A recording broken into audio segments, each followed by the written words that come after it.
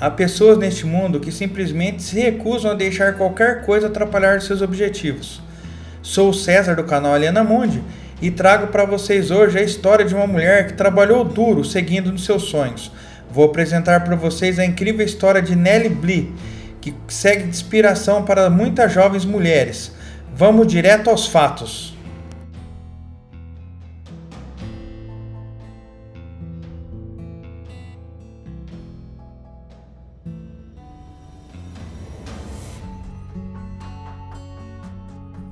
Elizabeth Jane Crochan, mais conhecida pelo pseudônimo de Nellie Bly, foi uma jornalista, escritora, inventora, administradora e voluntária em obras de caridade.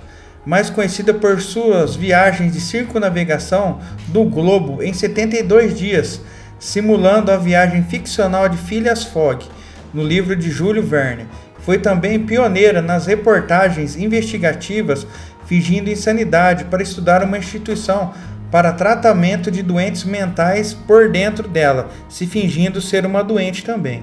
Nascida na Pensilvânia, na área rural dos Estados Unidos, em 1864, Nellie foi criada em circunstâncias difíceis.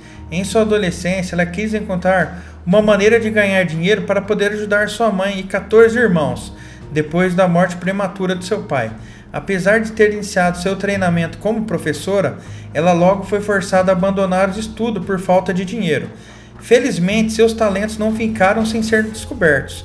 Em 1885, ela leu uma coluna controversa no jornal The Pittsburgh Dispatch, que alegava que as mulheres eram boas apenas para cozinhar e cuidar dos filhos.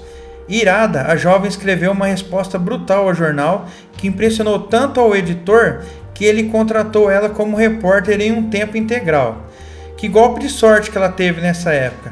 Sob o pseudônimo de Nellie Bly, ela começou a escrever sobre questões importantes como pobreza, reformas extremamente necessárias nas leis do divórcio e sobre as condições de trabalho absurdas nas fábricas.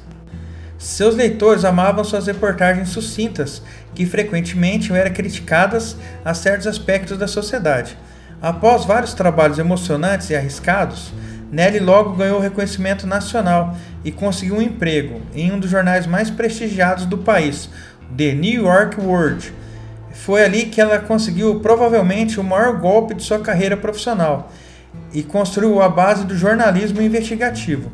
Por muitos anos, boatos sinistros rodeavam o hospital psiquiátrico de New York City, o Lunatic Asylum, que estava localizado às margens da East River, entre o Queens e Manhattan. Ex-funcionários comentavam sobre as terríveis condições e abuso sistemático dos pacientes. Na época, ninguém conseguiu revelar qualquer transgressão na clínica, então havia apenas uma maneira de ver o que realmente acontecia. Alguém tinha que fingir de doente mental para poder ser admitido no hospital, e disfarçado uma vez lá dentro, ele poderia ver com seus próprios olhos o que estava acontecendo. Esse era o trabalho perfeito para Nellie. O patrão dela prometeu que ia tirar ela da instituição após 10 dias no máximo. Mesmo assim, deve ter sido muito assustador desaparecer por detrás das paredes da infame clínica. Quando ela perguntou ao guarda que tipo de lugar era aquele, ele respondeu que era um instituto para malucos e que não havia chance de escapatória. As condições que Nellie vivenciou no hospício eram piores do que ela poderia imaginar. O notório instituto obrigava mais de 1.600 pacientes, 2 vezes a quantidade de pessoas que o prédio tinha capacidade de abrigar. Pão passado, mingau ralo e fruta podre eram servidos no jantar. Os pacientes só se banhavam uma vez por semana, e na mesma água ainda. O prédio inteiro é infestado de ratos. Funcionários do hospício regularmente maltratavam, batiam, amarravam e chutavam os pacientes. Os com pior sorte eram puxados pelos cabelos e tinham suas cabeças mergulhadas em água gelada. Reclamando para os médicos, entrava por um ouvido e saía pelo outro. E quem quer acreditar numa pessoa louca? Os funcionários enraivecidos da clínica se vingavam dos pacientes que ousaram reclamar deles. Nenhum esforço era feito para tratar as doenças dos pacientes. Após ingressar no instituto, Nellie imediatamente começou a agir normalmente, novamente, mas ninguém viu isso como sinal de melhora. Ela também viu que muitos dos seus companheiros não tinham problemas mentais. Alguns simplesmente não sabiam falar inglês ou eram pobres demais para cuidarem de si mesmos. Passados 10 dias, Um advogado do patrão de Nelly ameaçou o hospício com medidas legais e exigiu que ela fosse solta imediatamente. Se o The New York World não tivesse intervido, ela provavelmente nunca teria visto a luz do dia outra vez.